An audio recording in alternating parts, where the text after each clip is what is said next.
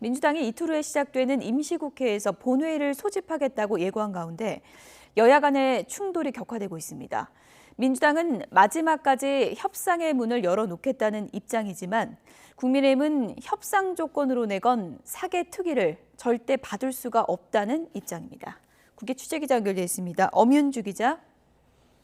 네, 국회입니다. 여야 강대강 대치가 계속되고 있군요. 네, 어제 민주당이 소속 의원 170명 전원 명의로 임시국회 소집을 요구하면서 다음 달부터 30일간 7월 임시국회 회기가 시작됩니다. 민주당이 사실상 단독으로 의장단 선출까지 강행할 수 있다는 걸 압박한 셈인데 국민의힘도 다음 달 1일부터 비상대기 체제에 들어가는 등 반발이 거셉니다. 특히 권성동 원내대표가 필리핀 대통령 취임식에 특사로 출국하면서 극적 합의 가능성은 더욱 낮게 점쳐지는데요.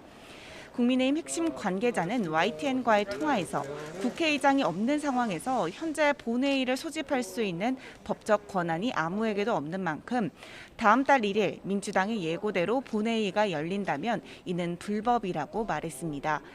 하지만 민주당은 임시국회 소집 공고가 된 날에 본회의를 열 수밖에 없다는 입장인데요. 민주당 진성준 수석부대표는 오늘 라디오에서 국회의장이 공백 상태이기 때문에 본회의를 따로 지정해서 소집하기 어렵다면서 마지막까지 협상 타결을 위해 최선을 다하겠지만 끝내 타협을 안 하면 단독으로 의장단을 선출하겠다는 뜻을 거듭 밝혔습니다.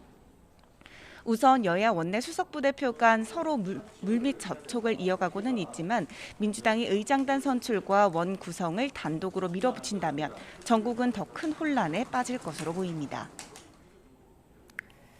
네, 서해 피격 사건을 두고도 공방이 치열한데요. 어떤 얘기가 나오고 있습니까?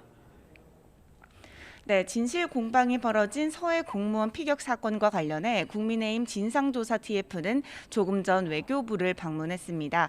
당시 외교부가 이대준 씨가 숨진 뒤 유엔 등 국제사회에 보고하는 과정에서 월북 판단의 근거 등을 명확히 보고했는지 살펴볼 예정입니다. 또 외교부의 대외적 대응이 청와대 국가안보실 등의 지침에 따라 이뤄진 것인지도 확인합니다. 앞서 TF 단장을 맡은 하태경 의원은 당시 대통령 첫 보고에는 월북이 아닌 추락이라고 돼 있었다며 이후 청와대가 개입해 월북으로 바뀌었다고 의혹을 제기했습니다. 민주당은 오히려 해경과 국방부가 최근 해당 사건에 대해 입장을 바꾼 건 윤석열 정부의 입김 탓이라며 이를 규탄하는 기자회견을 오늘 열기로 했습니다. 또 국민의힘 TF 측이 사실을 정략적으로 왜곡한 부분도 국방부와 해경 실무자 보고를 받고 알게 됐다며 관련 사안을 발표할 계획입니다.